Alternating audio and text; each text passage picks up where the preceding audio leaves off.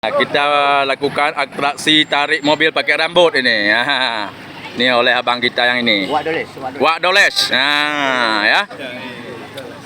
Wak Doles akan menarik mobil pengantin pakai rambut. Wak Doles. Lang dadu. Ini kisah nyata nih. Dan kita membuat YouTube. Jangan lupa masuk subscribe. Subscribe.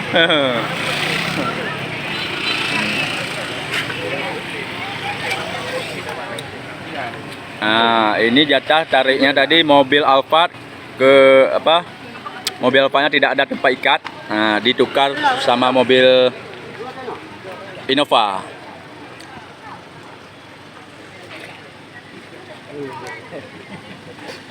Ya. Kafe. Wak Doles lagi menyembur mobil nih. Sebab mobilnya ringan. Luar biasa. Ya.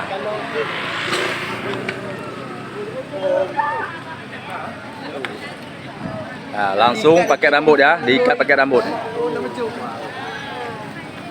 Ya.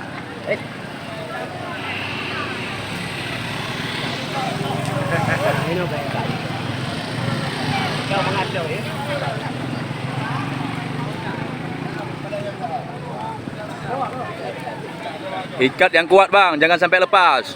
Ya, ini perjalanan jauh. Perjalanan 200 meter nih. Ya.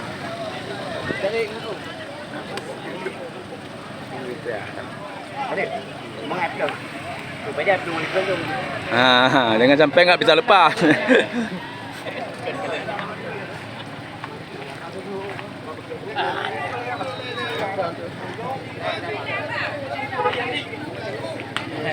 Ya, Wak Doles langsung memulai. Ya, bismillah. Bismillah, Wak Doles.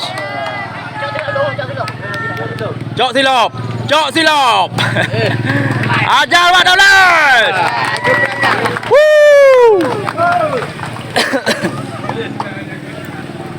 Luar biasa Wak Doles. Pakai rambut ditarik mobil. Kencangnya luar biasa.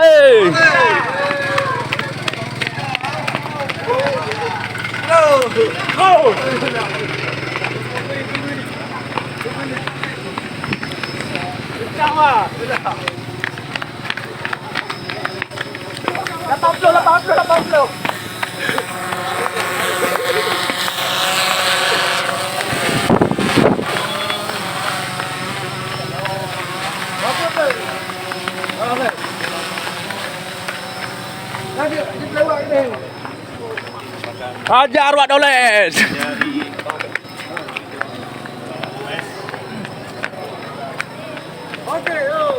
Tekan rem tekan. Ya. Alhamdulillah sudah sampai. Yalah. Siapa namanya? Wak Doles. Wak Doles. Luar biasa. Luar biasa Wak Doles.